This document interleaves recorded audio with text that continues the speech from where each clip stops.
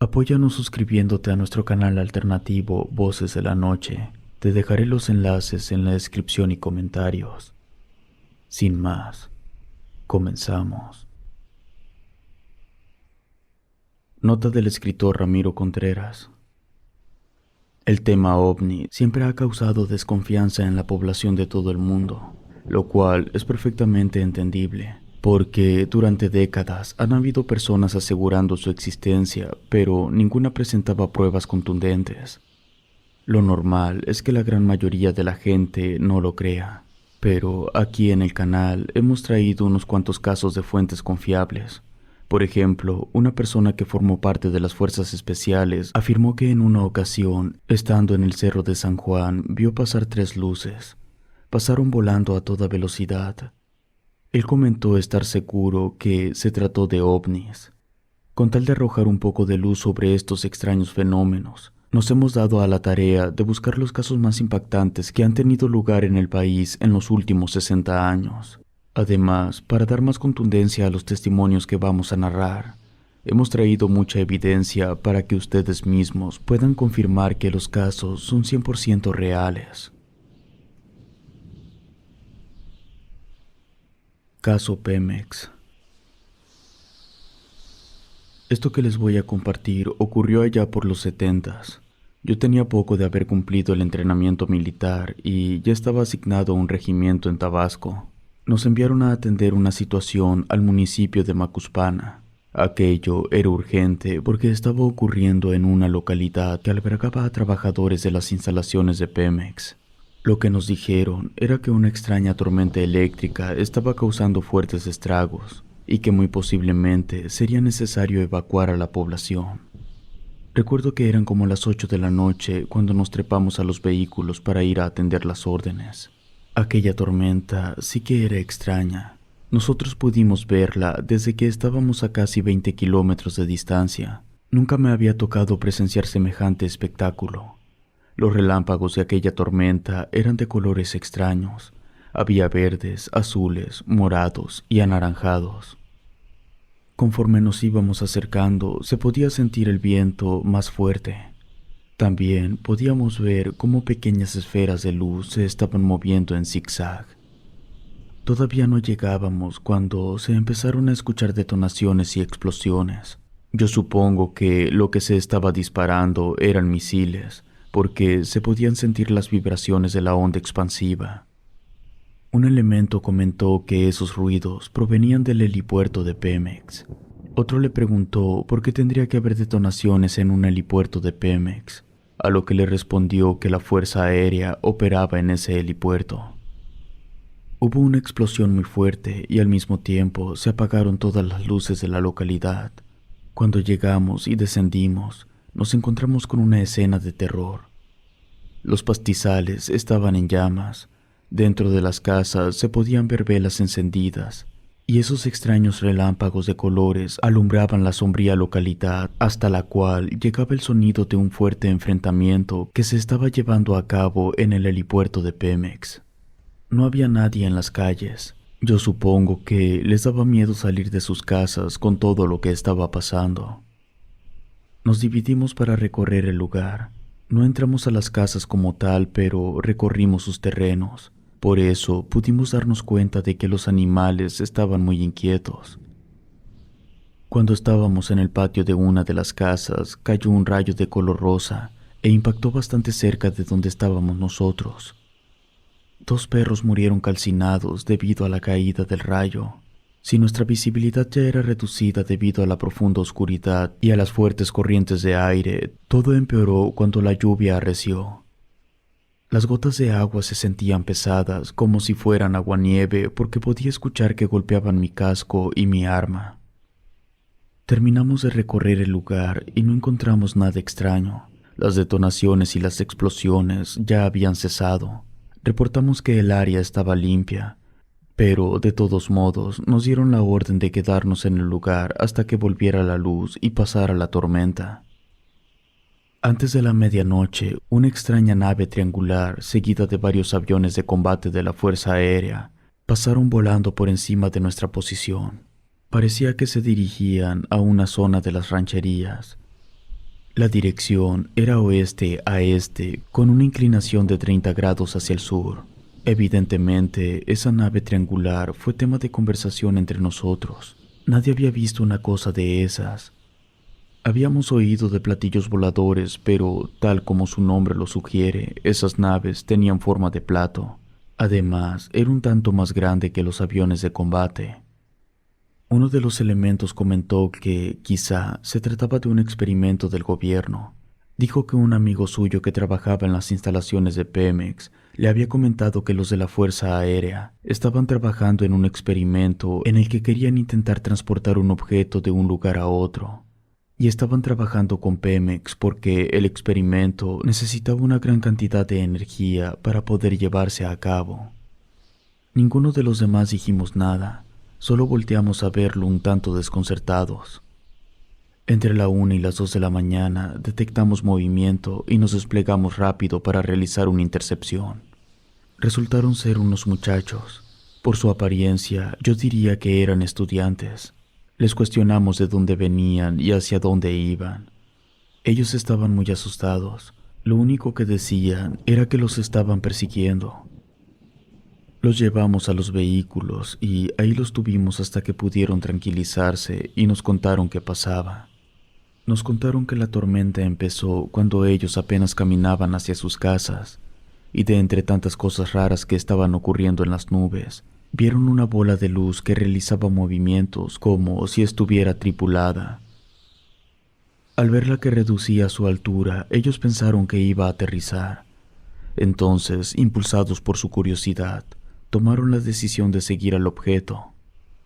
Cuando llegaron hasta donde creían que el objeto debía haber aterrizado, no encontraron nada, pero revisando el suelo, se dieron cuenta que había extraños rastros entre el pasto, pequeños círculos. Escucharon ruidos y uno de ellos alcanzó a distinguir a unas criaturas a lo lejos. Esas criaturas se comenzaron a desplazar poco a poco hacia ellos. Nos aseguraron que no se trataba de personas ni de animales. Cuando las criaturas se empezaron a mover más rápido, ellos se dieron la vuelta y corrieron. Les pedimos que nos describieran a esas supuestas criaturas, pero no pudieron. Decían que no se parecían a nada que hubieran visto antes, que no había palabras para describirlos. Informamos sobre la historia de los muchachos y nos dijeron que los retuviéramos con nosotros para llevarlos a interrogatorio cuando regresáramos al cuartel. Yo y otros compañeros que nos habíamos alejado de los vehículos estábamos platicando sobre qué tan cierto pudiera ser lo que los muchachos estaban diciendo. No sabíamos qué pensar. Si de por sí todo estaba muy raro, sumarle a las criaturas desconocidas sería la cereza del pastel. Uno de los elementos dijo que, en caso de que estuvieran diciendo la verdad, significaba que en cualquier momento esas criaturas iban a llegar. Si no llegaban, entonces los muchachos nos habían mentido. Su comentario me pareció bastante lógico, y como si se tratara de una broma, a los 20 minutos volvimos a detectar movimiento. Apenas nos íbamos a mover para acercarnos cuando los que traían los binoculares nos advirtieron que lo que estaban viendo no era humano. Caminaban como personas, pero tenían cola y parecía que estaban utilizando una especie de armadura hecha de hueso o cartílago. Entre nosotros había un elemento que había querido ser sacerdote, pero su papá lo había sacado del ministerio para meterlo al ejército. Ese elemento comentó muy asustado que, de seguro, eran demonios. Reportamos el avistamiento y solicitamos autorización para el uso de fuerza letal, pero la petición fue denegada. Lo que nos dijeron era que los refuerzos venían en camino, que mantuviéramos nuestra posición y que, en caso de que las criaturas se acercaran a nosotros, abriéramos fuego a modo de disuasión. Hicieron hincapié en que no debíamos herirlos. Preguntamos qué pasaba si se acercaban a los civiles. Su respuesta fue: mantengan su posición y acaten las órdenes. Básicamente lo que nos estaban diciendo era que si esas criaturas atacaban a los civiles, debíamos permitirlo. Al parecer, el único sorprendido ahí era yo. Me dio la impresión de que los demás ya habían recibido órdenes similares en situaciones pasadas. Juro por Dios santo y por mi madre que lo que les voy a decir es completamente cierto. Esas criaturas entraron a la localidad caminando y todos pudimos verlas. Caminaban en dos patas, eran más altos que una persona, su cuerpo era entre verde y café. No traían armadura, pero su anatomía sí parecía una. Además, tenían cola, unos monstruos horribles. Sentí miedo. Nos preparamos para dar los tiros al aire.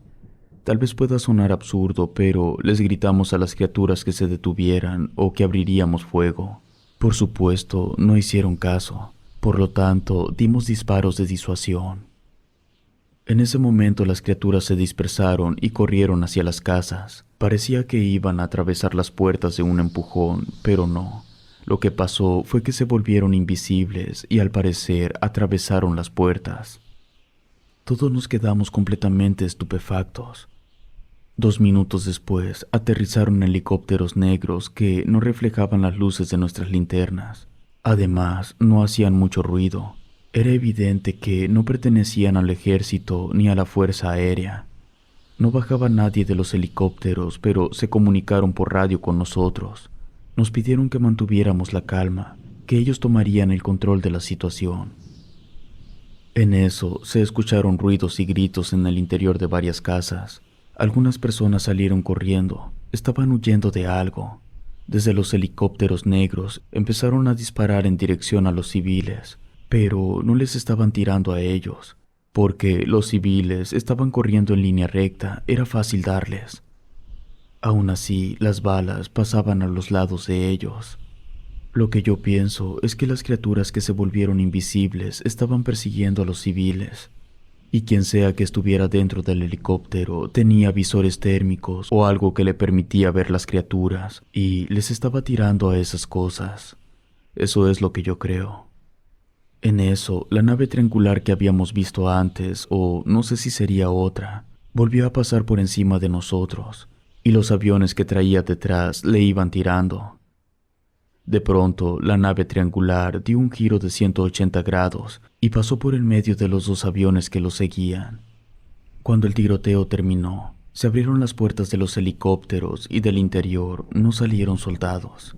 Eran hombres de traje con corbata, rubios, altos y con lentes oscuros. Yo no podía creer lo que estaba pasando. No tengo idea de quién demonios eran esas personas, pero traían puestos lentes oscuros a las 3 de la mañana mientras había una tormenta eléctrica. Traían aparatos de comunicación muy extraños. Hablaban inglés, nos ignoraron por completo y se dividieron. Unos fueron tras las personas que habían salido corriendo de sus casas y otros se pusieron a recorrer el lugar. Uno de ellos, que hablaba español, se acercó con nosotros para decirnos que se llevaría a los muchachos. Se los entregamos. A los pocos minutos, todos esos hombres comenzaron a subir a los helicópteros. Llevaban esposadas a las personas que habían salido corriendo de sus casas. Se los llevaron. Aproximadamente 1 hora después regresó la luz. Antes de las 6 de la mañana desapareció la tormenta eléctrica y nos fuimos. Cuando llegamos al cuartel, los helicópteros de los hombres de traje ya estaban ahí. Algunos estaban dentro de las aeronaves y el resto estaba en las salas de interrogación. El coronel se acercó con nosotros y nos dijo que fuéramos a comer algo rápido, porque lo más probable era que cuando los de traje terminaran con los interrogatorios, tendríamos que regresar a la localidad. Fuimos al comedor y cuando salimos, habían 2 camionetas cerradas del mismo color de los helicópteros. No supe qué pasó con los muchachos, pero a las personas que habían llevado esposadas las subieron a los helicópteros y se las llevaron. Un capitán nos dijo que íbamos a transportar a personal del gobierno que venía de Ciudad de México. Eran los traductores. Nuestra única función era escoltar y solo eso. Salimos 2 vehículos al frente. Luego, las camionetas negras y otros 2 vehículos atrás. Eran 3 las personas del gobierno que iban con nosotros. Llegamos de nuevo a la localidad, los hombres de traje acompañados de los traductores y escoltados por 1/3 de nosotros. Empezaron a visitar a los lugareños para saber qué era lo que habían visto y preguntar si habían logrado obtener algo de evidencia sobre lo que había ocurrido en el transcurso de la noche y de la madrugada. Otro tercio se aseguró de que la prensa no pudiera obtener ningún tipo de evidencia, porque cuando llegamos estaban en el lugar. Algunos ya habían grabado y tomado fotografías. Todo se confiscó. El último tercio se encargó de limpiar todo el lugar, recogiendo la evidencia y limpiando todo. Fue un trabajo arduo, porque a lo largo y ancho de la localidad había un residuo viscoso de color ámbar. Ese residuo, inclusive, estaba en el interior de algunas casas. Los hombres de traje no nos dieron ningún tipo de explicación, pero yo tengo la idea de que ese líquido viscoso era como el sudor o la sangre de las criaturas. Yo estaba de escolta de 3 tipos de traje y un traductor. Por eso pude escuchar todo lo que se dijo a las personas. Cuando los hombres de traje y el traductor ya habían obtenido toda la información que los civiles tenían, se les decía que lo que habían visto no eran naves ni criaturas de otro mundo, sino que en realidad lo que habían visto como naves eran brujas y las criaturas que creían haber visto eran demonios. Después de algunas horas terminamos lo nuestro. Nos llevamos la evidencia, las cámaras y grabadoras de los periodistas. Este acontecimiento nunca se volvió a mencionar entre las filas. No volvimos en ninguna otra ocasión. Sin embargo, durante 14 semanas seguidas, al cuartel estuvieron llegando rumores de que se seguían viendo luces extrañas sobre el cielo de aquella localidad. También nos enteramos que salió en los periódicos. No había ninguna foto porque de eso nos encargamos nosotros, pero la nota salió.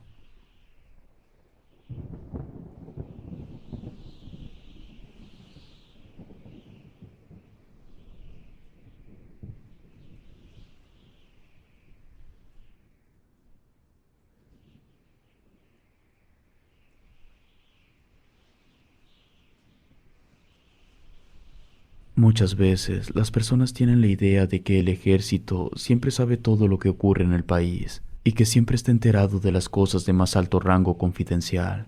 Pero la verdad es que no. Los que saben son los del gobierno. El claro ejemplo es lo que me tocó vivir esa noche.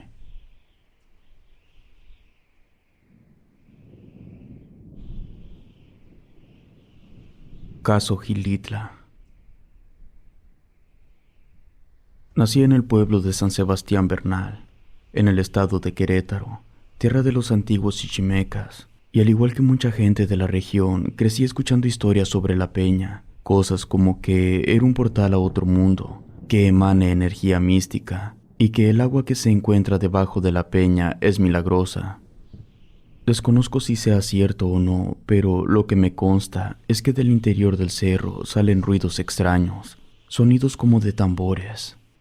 Otra cosa que también es cierta es que todas las noches se pueden ver extrañas luces sobrevolando la peña, y créanme cuando les digo que son extrañas. Yo estuve en las filas de la Fuerza Aérea Mexicana y, al menos hasta hace 10 años que dejé la fuerza, no existía ninguna aeronave capaz de ejecutar los movimientos de aquellas luces. Por eso siempre he creído que existen cosas más allá de este mundo. De hecho, yo quería ser astronauta, pero no fue posible. Y lo más cercano fue formar parte de la Fuerza Aérea. Subí de rango más que nada para tener acceso a información confidencial, pero pasaron años y todo era normal. Hubo reportes de extraños avistamientos, pero al menos de los que yo me enteré, todos se trataban de aeronaves mal identificadas, fallas en los radares, efectos visuales, cosas de ese tipo. Además, tanto aquí como en Estados Unidos, no se incentiva a los elementos a reportar cuando creen presenciar anormalidades. En Inglaterra, el mismo gobierno y las dependencias de defensas promueven que los elementos reporten todo lo extraño que vean. Hubo un caso en el que yo no estuve involucrado. Ocurrió el 5 de marzo del 2004. El Escuadrón 501 logró grabar múltiples objetos circulares y brillantes que hacían maniobras imposibles a una velocidad descomunal. Eso ocurrió sobre el cielo del estado de Campeche. Lo que el escuadrón estaba realizando era un vuelo de inspección cerca del Golfo de México, cuya finalidad era detectar aeronaves no identificadas con cargamentos de sustancias ilegales. El avión que realizó la grabación fue un C-24A. Adicional a eso, Los objetos no identificados también fueron detectados por varios radares. También el módulo de toma de imágenes térmicas los detectó. A pesar de estar conscientes de la presencia de los objetos gracias a la cámara, a los radares y al detector térmico, los tripulantes no pudieron ver a simple vista ninguno de los objetos. Entre los testigos directos e indirectos del suceso se encontraba el mayor Magdaleno Castañón Muñoz, que iba pilotando una de las naves del Escuadrón 501. Él tenía el operativo de inspección.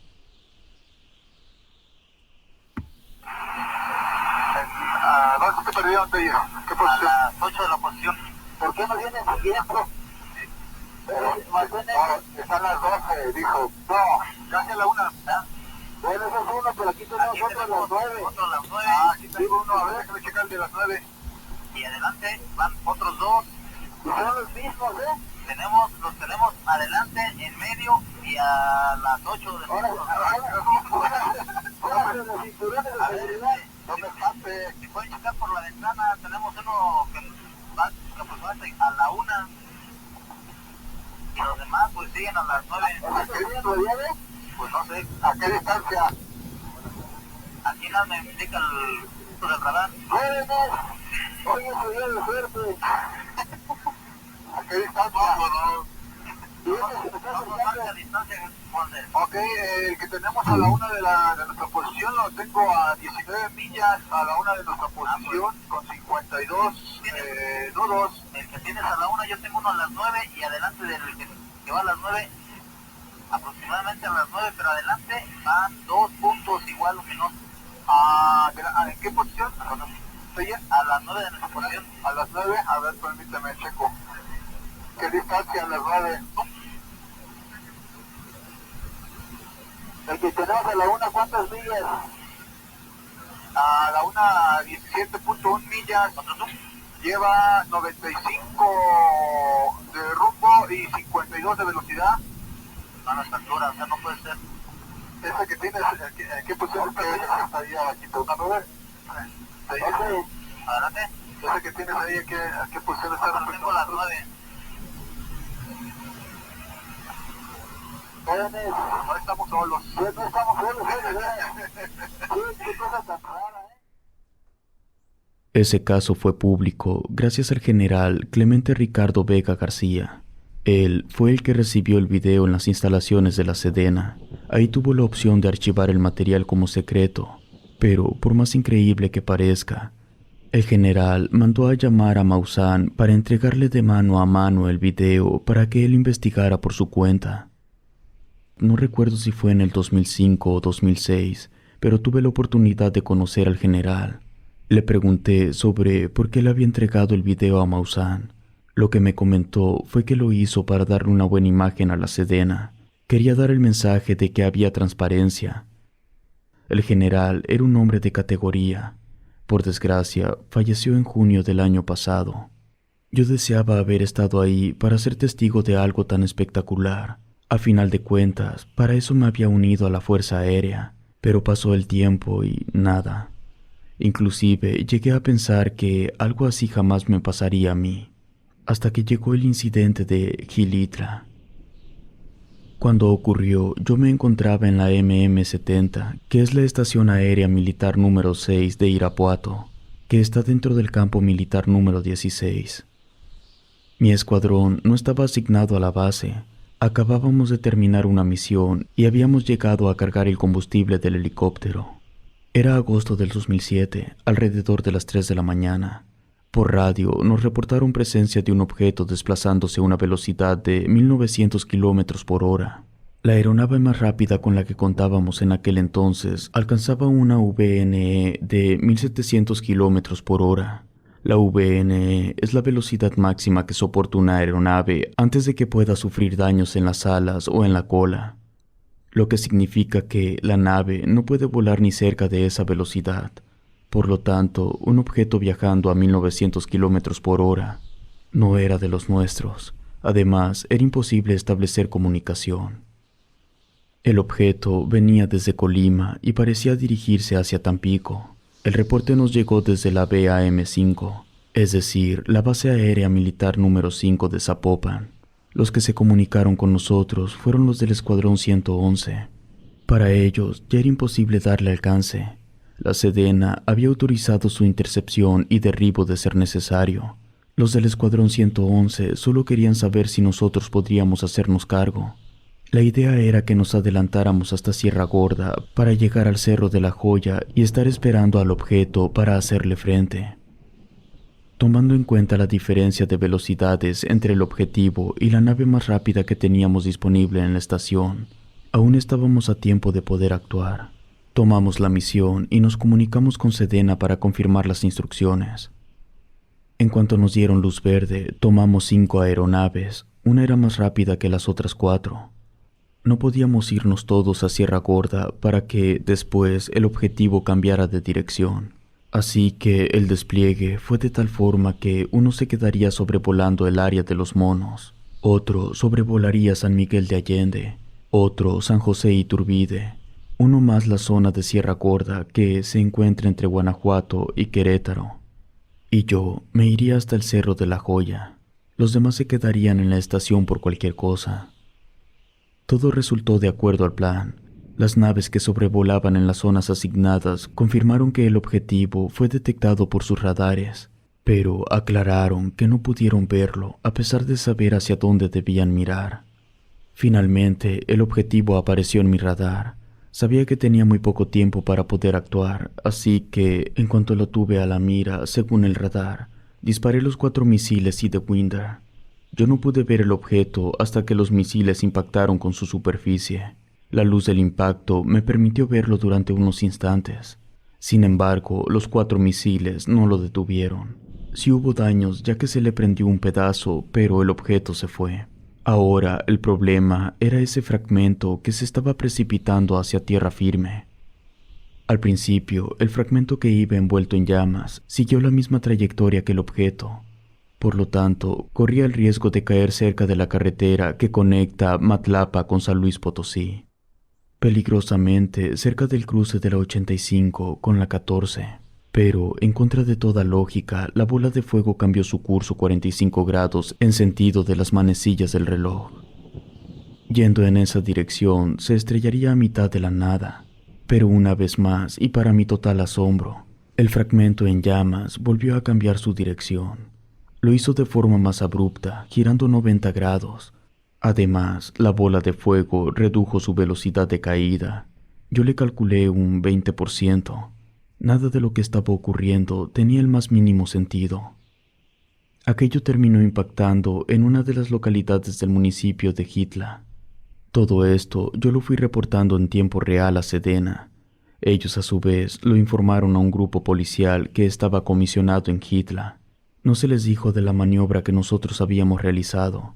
Lo que les dijeron fue que un objeto iba a impactar en una localidad de Jitla, que lo habían rastreado desde que entró al espacio aéreo mexicano y que era muy importante que arribaran al lugar del impacto lo más rápido que pudieran para evitar que los civiles se acercaran. Yo me quedé sobrevolando el área esperando la confirmación del impacto.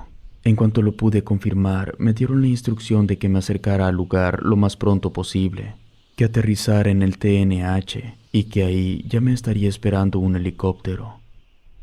A los otros pilotos de mi escuadrón les dieron la orden de que se mantuvieran en el aire por si aparecía en los radares alguna otra anomalía.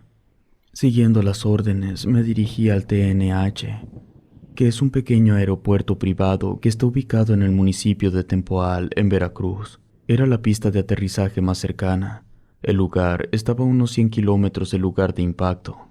Cuando llegué, efectivamente, estaba un helicóptero esperándome para trasladarme. Recuerdo bien que los elementos a bordo del helicóptero eran de las fuerzas especiales. La aeronave era un UH-60L. Fue la primera vez que me subí a uno de esos, precisamente porque estaban reservados para las fuerzas especiales. El helicóptero era una maravilla. No aterrizamos en el lugar de impacto, pero bastante cerca, y nos trasladamos menos de media hora. En ese lapso de tiempo ocurrieron varias cosas. Primero llegó el cuerpo policial que había sido informado. Después llegó el ejército y relegó a la policía.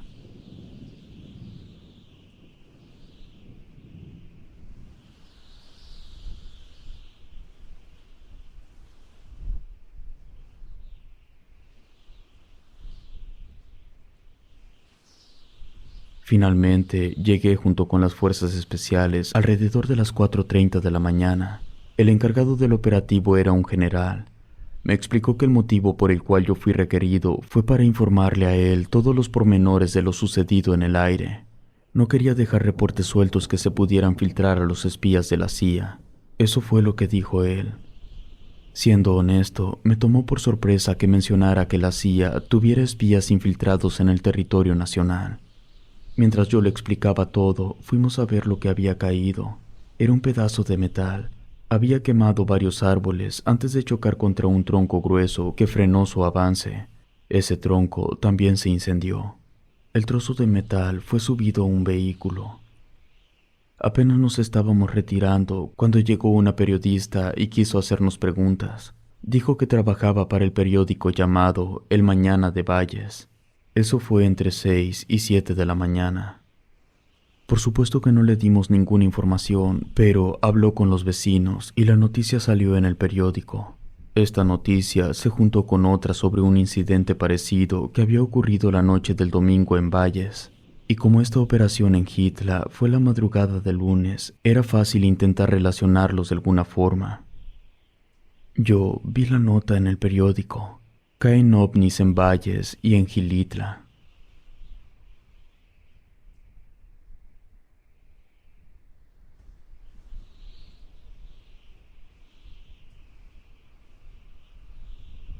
Al ver la nota, como era de esperarse, los testigos no se quedaron callados y levantaron reportes ante el Centro de Control y Comando.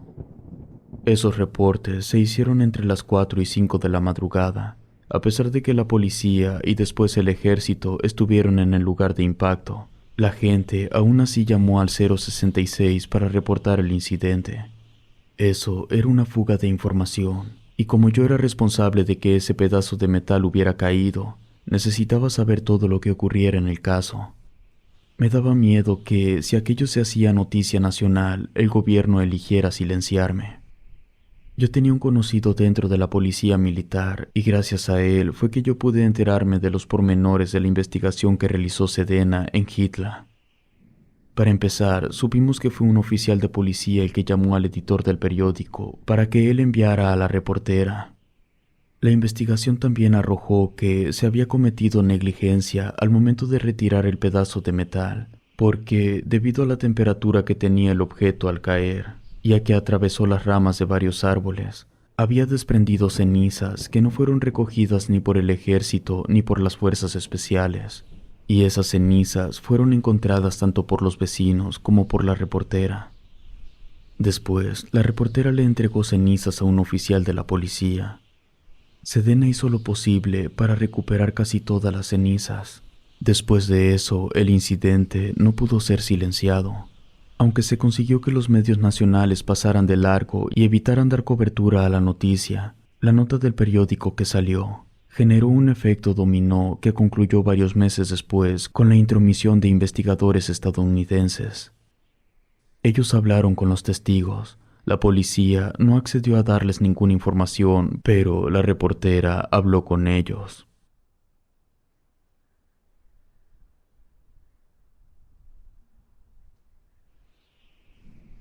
Afortunadamente, la investigación de los extranjeros no tuvo tanta repercusión y todo fue quedando en el olvido con el pasar de los años. Después me retiré de la Fuerza Aérea.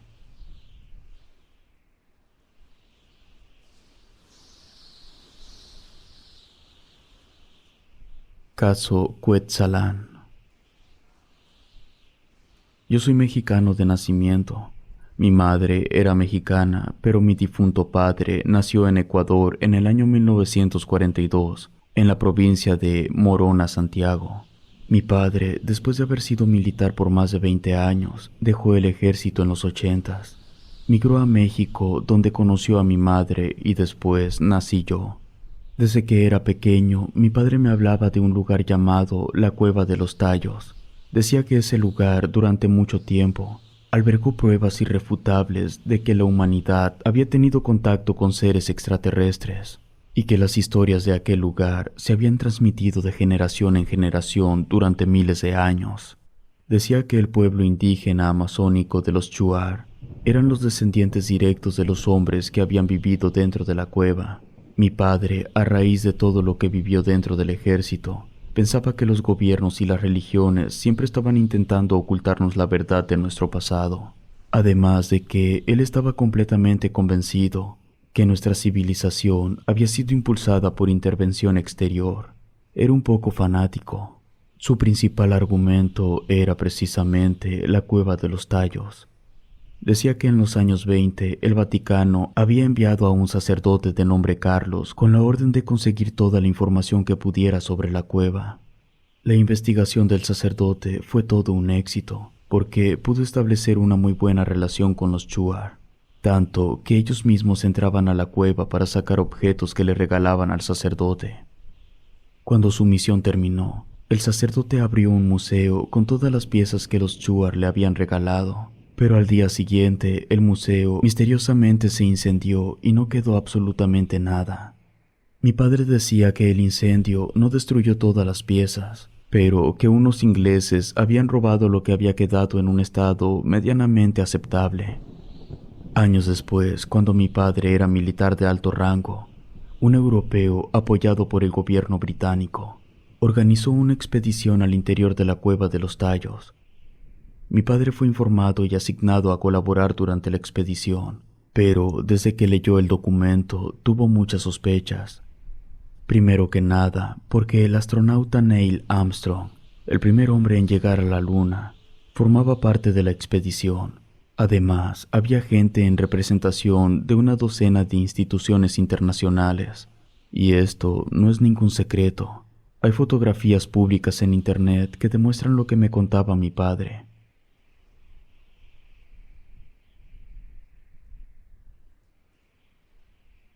Esa expedición fue un saqueo descarado de piezas arqueológicas impresionantes que, según mi padre, tal saqueo fue permitido por el gobierno ecuatoriano a cambio de una cantidad mórbida de dinero. Mi padre me describía lo que habían encontrado en lo profundo de esa cueva. Según mi padre, aquello era una biblioteca llena de tablillas con un montón de pictogramas. Decía que entre tantas tablillas había de pirámides, de constelaciones, de naves, y había una serpiente con alas. Este detalle es muy importante para lo que quiero contar. Ese episodio, permitido por su propio gobierno, generó mucho resentimiento en mi padre y a los pocos años dejó la vida militar. Él ya falleció hace algunos años, pero su historia es importante porque en el primer trimestre del 2004, cuando yo era parte de las fuerzas especiales aquí en México, se reportó que un grupo de británicos estaban en el interior de una de las cuevas en el estado de Puebla y estaban solicitando ser rescatados por personal de su país. Cuando nos informaron de esa situación, fue como tener un flashback de aquel episodio en Ecuador del que me había hablado mi padre. La cueva en la que los ingleses supuestamente se habían quedado atrapados era en Cuetzalan, un lugar curioso para quedar atrapado. Para el que no conozca la leyenda de aquel lugar, se las cuento breve. Las leyendas cuentan que el dios Quetzalcóatl, la deidad suprema del territorio, se fue a resguardar en esas cuevas subterráneas. De hecho, antes de la llegada de los españoles, el lugar se llamaba Quetzalán, precisamente por Quetzalcóatl. Así que, al igual que en Ecuador, un grupo de ingleses de manera sospechosa se encontraba en el interior de una cueva que guardaba una fuerte conexión con la historia antigua. Pero, además, tanto en México como en Ecuador, hay una serpiente mística involucrada. La tablilla que más llamó la atención de mi padre en aquella expedición fue la de una serpiente con alas. Y casualmente, la cueva en la que estaban los ingleses estaba ligado al mito de la serpiente emplumada. Todo esto de las cavernas en Puebla comenzó mucho tiempo antes, en el 2003. Voy a contar los sucesos ordenados cronológicamente. Cabe aclarar que yo sé todo lo que les voy a decir porque se realizó una investigación posterior a la partida de los ingleses. En algún momento del 2003, 2 extranjeros de nacionalidad inglesa llegaron a la Sierra Norte de Puebla, que está a más de 100 kilómetros de la capital del estado. Los locales comentaron que esos 2 extranjeros estaban muy interesados en todo lo que tuviera que ver con luces en el cielo y con lugares místicos, hasta que llegaron a la localidad de Cuetzalán. Ahí estuvieron por meses, inclusive llegaron a acudir al ayuntamiento para preguntar sobre las cavernas, específicamente sobre la exploración, a lo cual se les informó que algunas cuevas eran de carácter turístico, pero había zonas, sobre todo las más profundas, en las que para poder acceder se requería sacar un permiso del gobierno, y para obtener ese permiso se tenía que informar perfectamente para qué quería adentrarse tanto. Esos dos extranjeros volvieron a su país. Después, durante el primer trimestre del 2004, un grupo de militares pertenecientes a la Fuerza Naval Inglesa arribaron al país haciéndose pasar como civiles o científicos. No lo recuerdo. Mintieron en sus motivos para visitar el país, lo cual, a todas luces, es un delito grave. Esos militares, dirigidos por el representante de la Embajada de Inglaterra, se presentaron con el gobernador de Puebla y lo sobornaron para que les permitiera operar con libertad y para que no informara al gobierno federal de su presencia. Con el dinero en manos del gobernador y su silencio apalabrado, procedieron a dirigirse al interior de las cuevas de Cuetzala y fueron hasta las zonas prohibidas, lo cual es otro delito. Cuando habían llegado hasta donde querían, la mitad volvió al exterior para informar que sus compañeros, supuestamente, habían quedado atrapados. Y hago hincapié en supuestamente porque se negaron a recibir ayuda por parte de los cuerpos de rescate mexicanos. Dijeron que únicamente aceptarían ser socorridos por personal de su propio país. Y no solo eso, sino que querían buzos. Además, casualmente, los ingleses atrapados tenían víveres suficientes para sobrevivir durante semanas si era necesario. En este punto es que a nosotros nos informan, porque cuando el gobierno federal solicitó explicaciones, las versiones del gobernador y las del presidente municipal eran muy diferentes. Por supuesto, uno había recibido dinero y el otro no, así que nos enviaron a nosotros. Recuerdo muy bien que le dije a mi sargento que esos ingleses no se habían quedado atrapados. Ellos estaban ahí por voluntad propia, porque algo estaban buscando y algo querían sacar. Para este punto, aún no sabía que eran militares. Nosotros, un pelotón de 30 elementos, llegamos hasta el lugar antes de que la embajada inglesa solicitara al gobierno que creara un perímetro de más de 1 kilómetro para mantener alejados a los civiles y a la prensa. Las unidades convencionales se encargaron del perímetro. Nosotros, al ser de fuerzas especiales, estábamos fuera del alcance de la petición de la embajada. Por lo tanto, nosotros pudimos entrar en el lugar hasta que llegó la ayuda de Inglaterra, que tardaron 1 semana. Al haber pasado tantos días, lo que nosotros esperábamos era que actuaran rápido. De hecho, el sargento nos había dicho que estuviéramos listos por si nos solicitaban apoyo para el rescate. Pero nada de eso ocurrió. Los rescatistas actuaron con mucha calma, como si no estuviera pasando nada.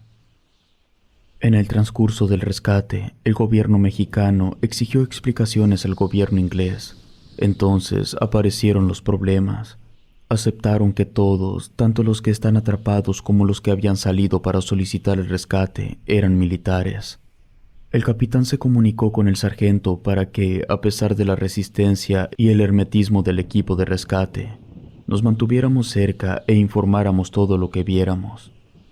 Nosotros, como fuerzas especiales, teníamos pleno conocimiento de cómo se deben realizar las maniobras de rescate, y puedo asegurar que lo que estaba ocurriendo ahí parecía todo menos una operación de rescate.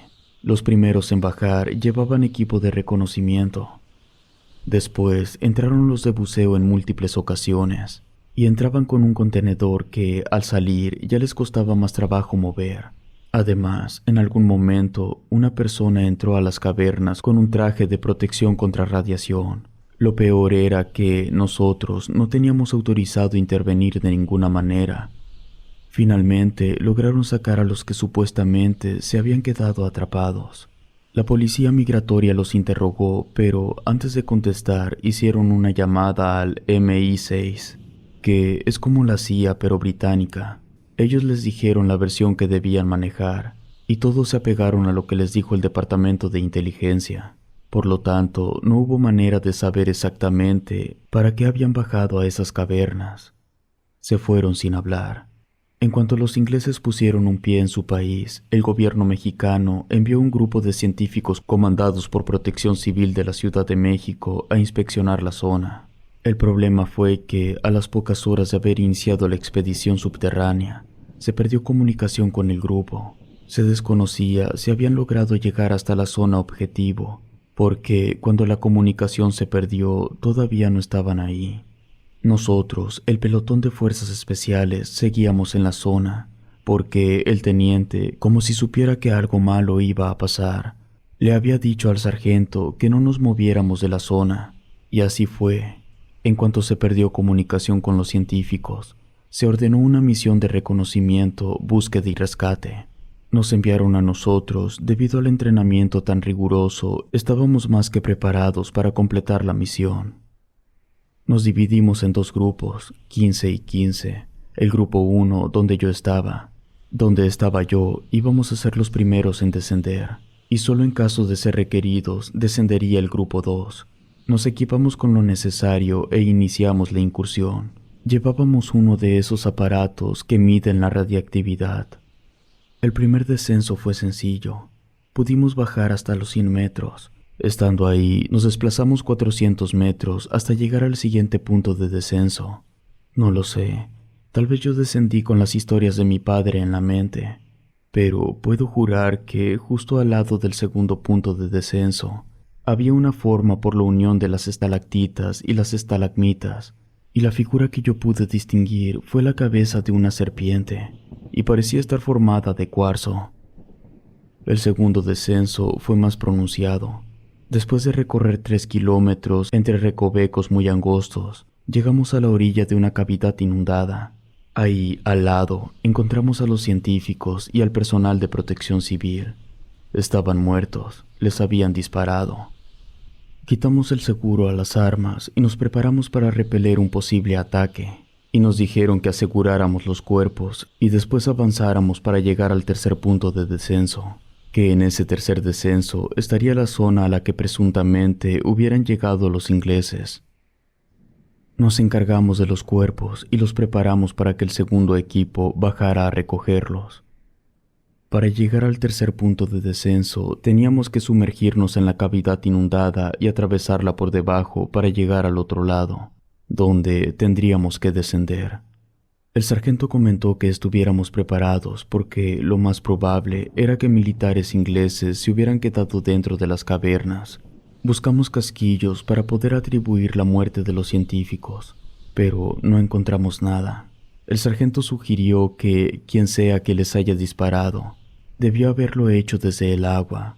Por eso no encontrábamos los casquillos, porque debían estar en lo profundo del agua.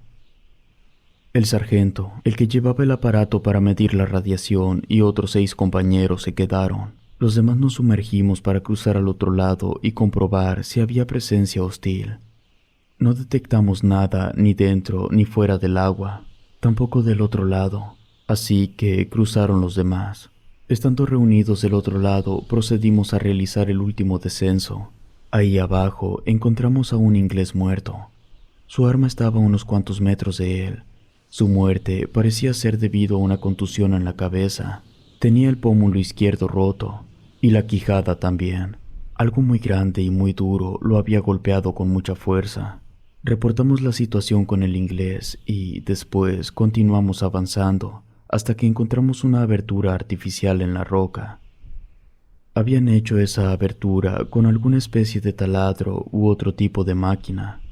Esa abertura daba paso a una cámara. Ahí utilizamos el medidor de los niveles de radiación y detectaban mayor presencia de átomos radioactivos, por lo cual decidimos salir de esa cámara. Cuando lo reportamos, nos preguntaron si había algo en el interior, pero contestamos negativamente. Pudiera ser que cuando los ingleses llegaron la encontraron vacía, o quizá lo más probable era que los ingleses se hubieran llevado todo lo que estaba en el interior de la cámara. Antes de levantar el cuerpo del inglés para subirlo, el sargento ordenó que se utilizara el aparato con él. Se detectó radiación, pero solo donde tenía la contusión que lo había matado. En el resto del cuerpo todo estaba en orden. Para empeorar las cosas, un gruñido se escuchó en lo profundo de las cuevas. Algo andaba caminando por ahí. Salimos rápidamente de ahí y regresamos a donde habíamos dejado los cuerpos de los científicos.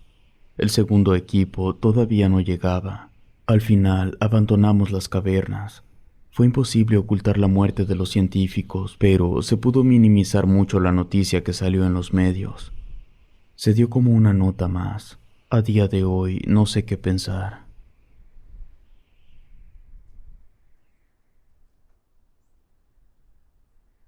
Tres incidentes. Soy militar retirado. Hace poco cumplí los 65 años. Estaba en una unidad convencional.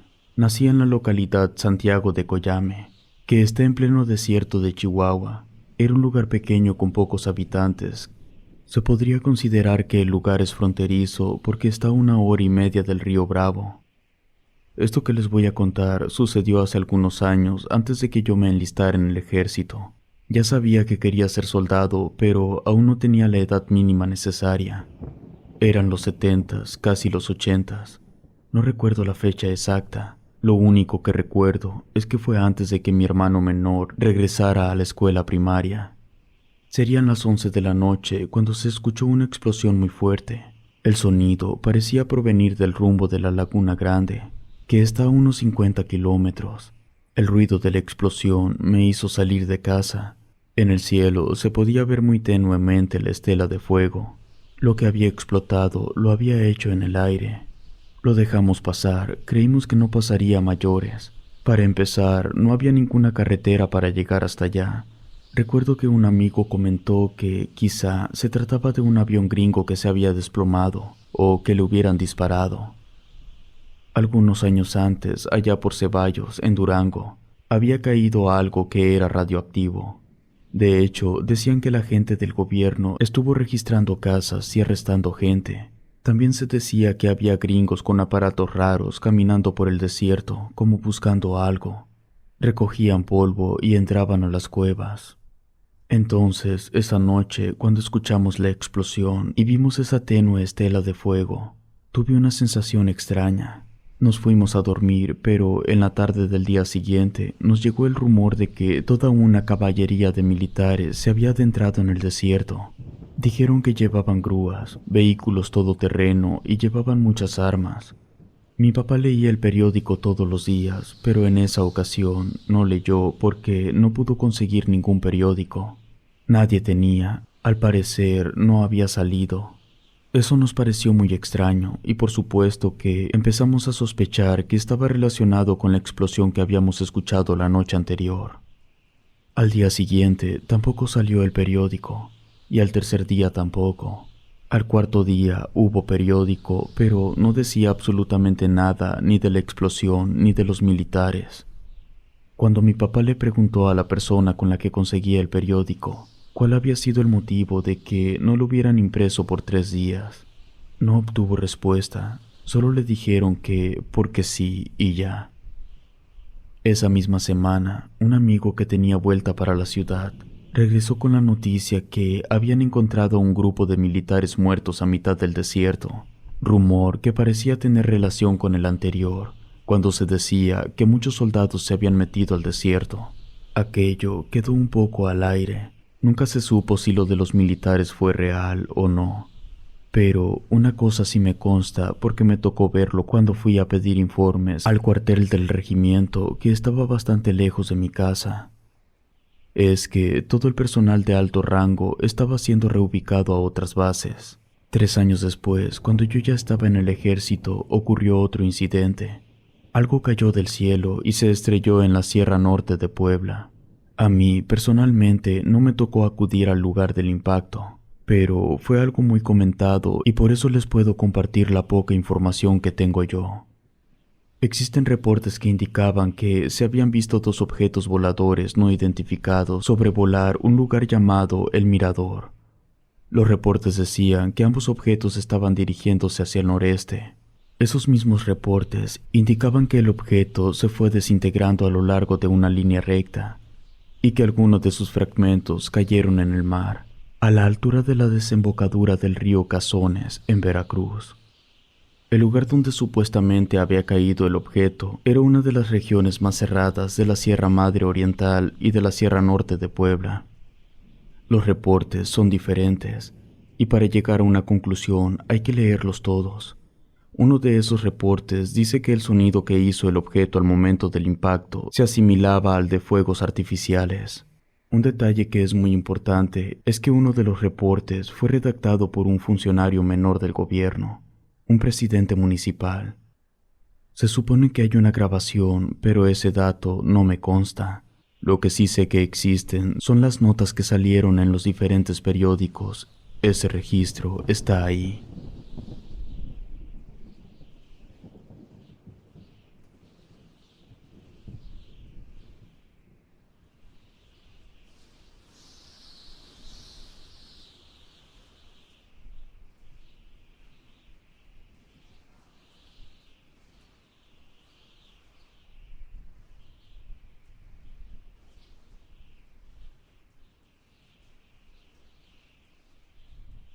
Abducción. Primero que nada, quiero aclarar que lo que les voy a relatar me obligó a retirarme de las Fuerzas Armadas de México. Estaba en Semar, pero debido a esto quedé muy mal. Tuve que recibir terapia psicológica durante meses y hasta el día de hoy llevo medicación psiquiátrica. La mañana fue como cualquier otra.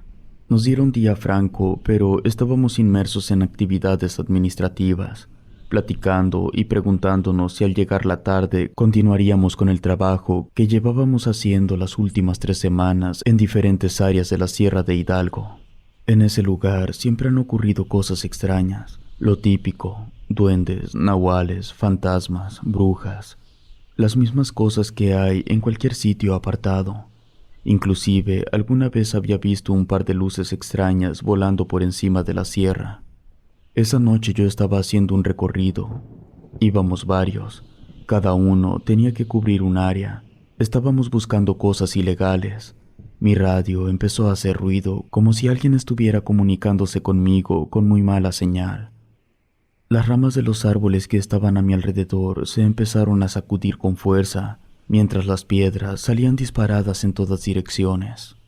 Hubo un fuerte estruendo. El sonido fue similar como si un cable hubiera hecho cortocircuito, pero mucho más ruidoso, tanto que quedé aturdido por un breve instante. Una sombra me cubrió. Sé que era de noche, pero había luna llena. Eso nos iluminaba un poco. Después, mi linterna empezó a fallar hasta que tronó. De pronto, un rayo de luz de muchos colores me golpeó y me succionó hacia arriba. Mientras más lejos me sentía del suelo, los colores se iban desvaneciendo, hasta que todo quedó en blanco. Tenía una sensación de aceleración como si estuviera en una montaña rusa, y luego sentí mojado todo mi cuerpo. Lo blanco que podía ver, poco a poco, se fue fundiendo a negro, mientras, a pesar de que sentía estar en movimiento hacia arriba, al mismo tiempo sentía que me estaba cayendo. Me empezó a costar mucho trabajo respirar. Yo abría la boca lo más que podía, tratando de jalar aire, pero era como si en el lugar en el que me encontraba no hubiera oxígeno. Después sentí un frío tremendo en la espalda. A pesar del frío en la espalda, sentía mucho calor en la cara. Había un olor como a hospital. Ese olor peculiar podía percibirlo. Es inconfundible.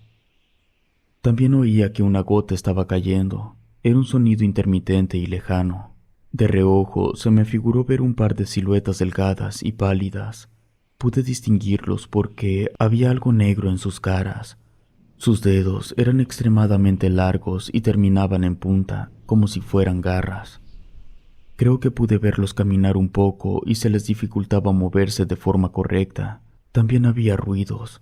No tengo idea si el ruido lo emitían las siluetas o si esos sonidos venían de otra parte. Lo que podía escuchar se asemejaba un poco a un costal siendo arrastrado. Volvió la sensación de no poder respirar, pero de forma simultánea podía sentir que un líquido se estaba resbalando a través de mis fosas nasales. No sabía dónde estaba, pero sabía que no quería estar ahí. Las siluetas se pararon frente a mí y dejé de sentir el calor en la cara. De ellas no pude distinguir ningún detalle más que algunas arrugas en su piel pálida. Una de las siluetas se acercó mucho a mí y me introdujo una especie de aguja en la nariz y sentí que me llegó hasta el cerebro. Eso me ocasionó un dolor como nunca antes había sentido. Mientras esa aguja seguía dentro de mi nariz, me clavaron más agujas por toda la cara. Después, algo perforó mi cabeza. En ese momento, empecé a escuchar voces metálicas con mucho eco. El frío en la espalda se fue y caí de golpe. Empecé a ser arrastrado mientras podía ver luces que cambiaban de color entre rojo y amarillo, todo en el mismo fondo blanco que llevaba viendo todo el rato. Me colocaron algo encima muy pesado, demasiado. Podía oír que mis huesos crujían y tenía la sensación de que en cualquier momento se iban a partir en pedazos. Por un instante sentí que estaba recuperando el control de mi cuerpo e intenté gritar, pero no me salió la voz. Me volvió el frío en la espalda. Las siluetas seguían ahí, moviéndose a mi alrededor. Algo filoso perforó mi frente y me hizo una abertura. La sangre llegó hasta uno de mis ojos. Después me clavaron algo en ambos oídos. Sentí que me iba a desmayar del dolor, pero cuando estuve a punto de perder el conocimiento, me inyectaron algo que me mantuvo despierto. Me metieron una aguja en mi ojo izquierdo. La presión en mi ojo era terrible, como si me fuera a explotar. Algo golpeó mi estómago, vomité y por la sensación que me quedó en la boca, sé que vomité sangre. Sentí electricidad en mis piernas, tanta que los dedos de los pies se me doblaron hasta que se me rompieron. La presión que tenía en el ojo empezó a desaparecer, también el frío de la espalda. Podía oír el viento, también apareció el sol. Jalé mucho aire por la boca. Me llegó un olor a carne carbonizada. Entonces volví en mí. Estaba cayendo hacia el agua y ya era de día. El impacto en el agua fue muy fuerte. Perdí el conocimiento.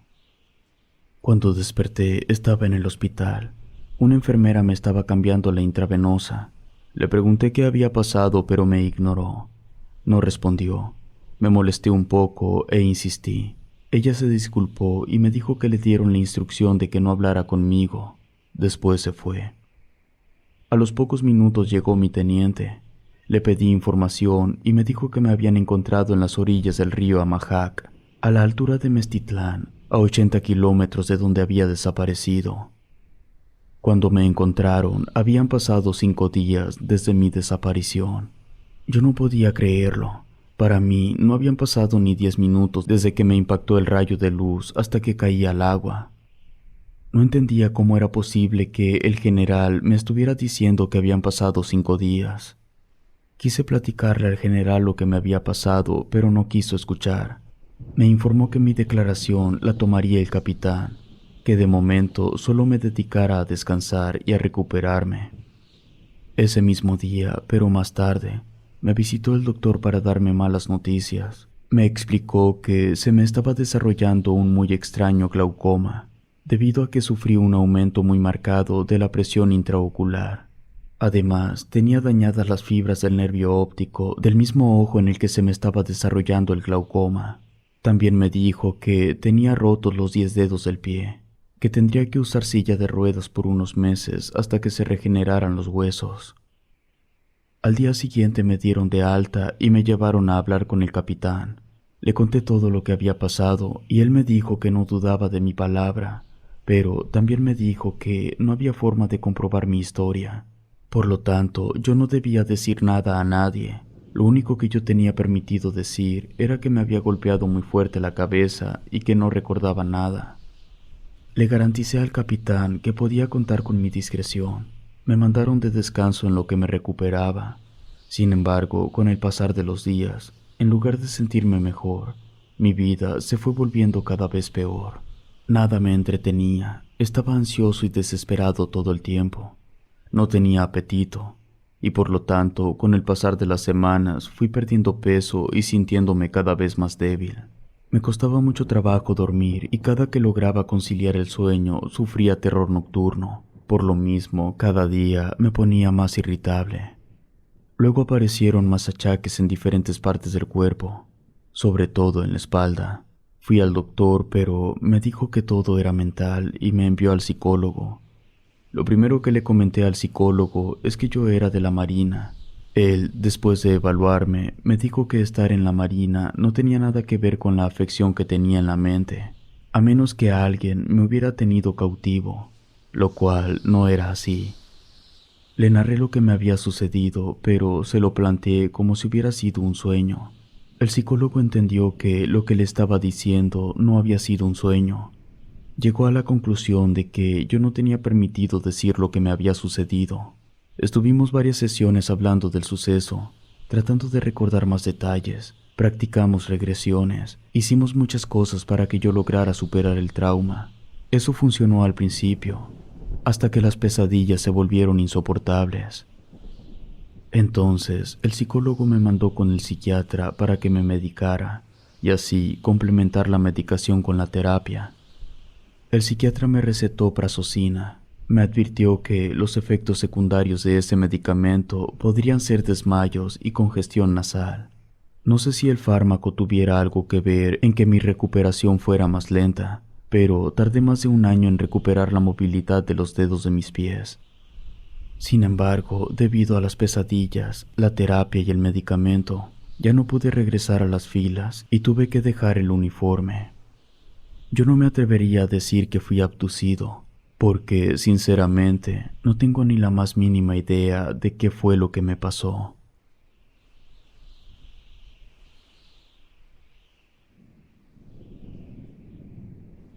Último caso. Para concluir, hemos logrado conseguir un testimonio grabado en video de un exmilitar narrando un par de experiencias, una de alguno de sus compañeros y otra que le ocurrió a él. Este video fue posible obtenerlo gracias a Martín Vargas, un ciudadano de la ciudad de Tampico en Tamaulipas. El exmilitar, ya que es una persona mayor, en su juventud, antes de entrar al ejército, fue policía.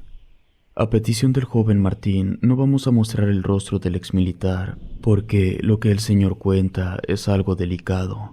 Además, acusa directamente al gobierno de ocultar a ciertos seres de naturaleza reptiloide. Es importante mencionar que Martín nos asegura que el señor en cuestión es una persona consciente y funcional.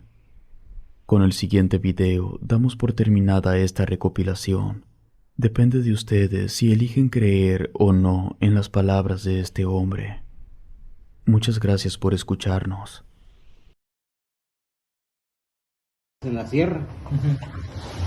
Y dice que ahí se encontraron como a 3 o a 4, pensaron que eran narcos y no, eran extraterrestres, que eran altos, flacos. Y dice que sí sí tenían ojos así, pero ovalados así, pero no traían nariz. Ah, chinga. No se les veía la nariz. Y que sacaban una lengüeta, como lengüeta. ¿Y cómo los vieron? Pues porque los vieron en el día. Ah, ¿de día? Sí, de día los vieron. Y dice que daban unos saltos que subían a los árboles y se desaparecieron por arte de magia así. Dice, y ese día nos estaban platicando y eran tres soldados. ¿En dónde fue? ¿En Guerrero? En Guerrero. ¿Y dónde fue lo que usted vio de...? Ah, eso fue acá en el que yo te estoy diciendo ahorita, eso fue acá en la sierra de Hidalgo. ¿Hidalgo? Ajá, ahí también está tu pie esa sierra. ¿Cómo fue lo que...? ¿A poco escuchó gritos o qué? ¿Escuchó gritos o qué? ¿Cómo? ¿Cuando los vio o qué? ¿Cómo eran? Ah, los soldados. No, usted, las mamadas esas que vio.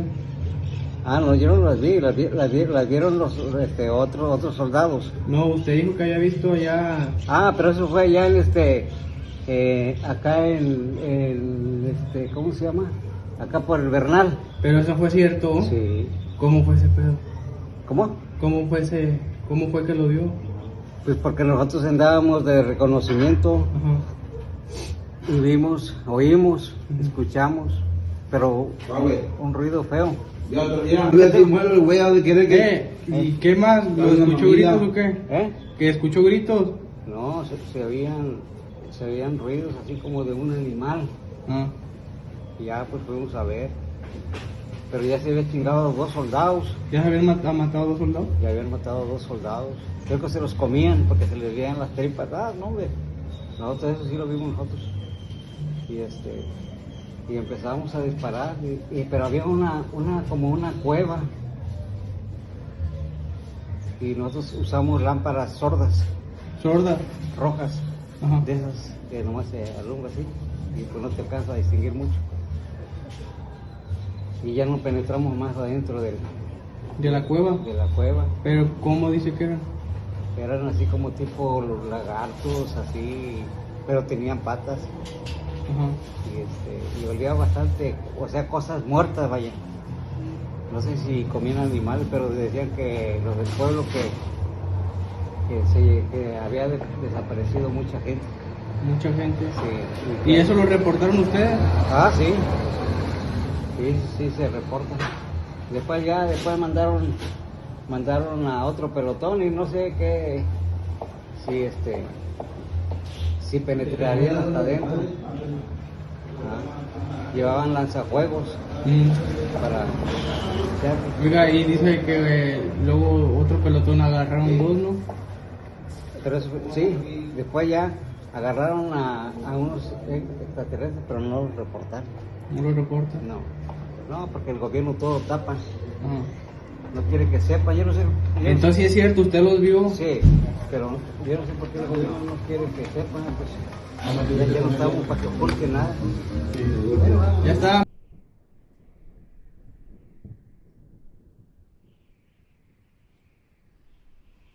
Si te gustó esta historia, suscríbete activando la campanita para que no te pierdas lo mejor de Rede.